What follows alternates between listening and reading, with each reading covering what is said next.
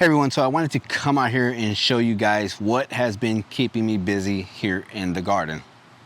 As you guys know, we love roses, and I absolutely love roses, but one rose that has been keeping me busy out here in the garden is our climbing roses, specifically Peggy Martin. Let me go back here real quick and show you guys.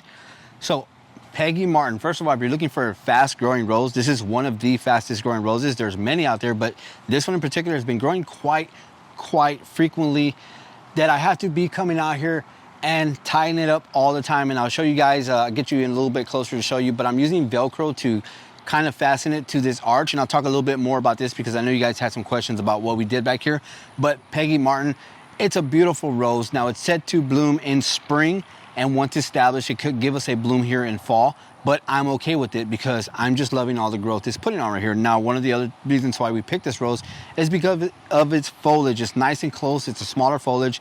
It's not big and overgrown, but it's looking beautiful. It's providing plenty of green back here and making this part of the garden look absolutely beautiful.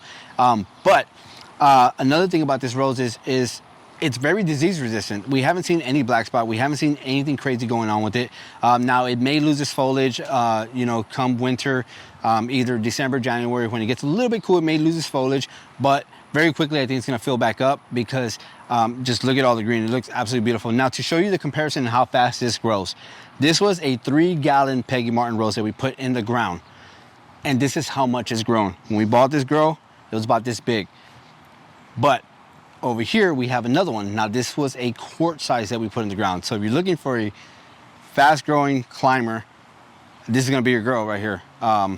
It's a quart size, and look how much it's already grown. Look at this. I already have to fasten it up some more because it's growing that fast. So beautiful rose. We absolutely love the way it's growing out here. Okay, so going back to this portion of the garden, I know many of you had questions. We didn't do any video of setting all this up because we had a lot of things going on, but this is the simple arch we bought off of Amazon because we wanted to have an entrance back here. And then we had some fencing that we bought, again, from Amazon. I'll show you some B-roll footage of that so you can see more closely what it looks like. Now, Peggy Martin is kind of looking a little bit wild over here on this side, but we'll do some pruning in time as we see what it does come winter and early spring when it's time to actually prune it. We don't want to mess with it at all because it's growing quite nicely, and it's going to give us some room to shape her up and make her look nice.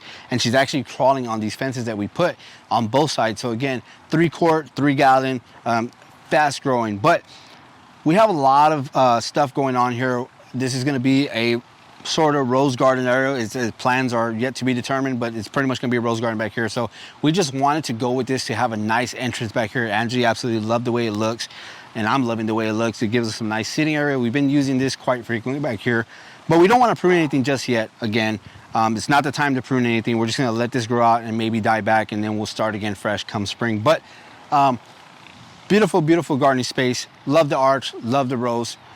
If you guys have a Peggy Martin rose, let me know what you guys think. Let me know what it does once it's established in fall. Let me know what it does come spring, because we definitely could use some more tips on some of the roses here in our hotter zones.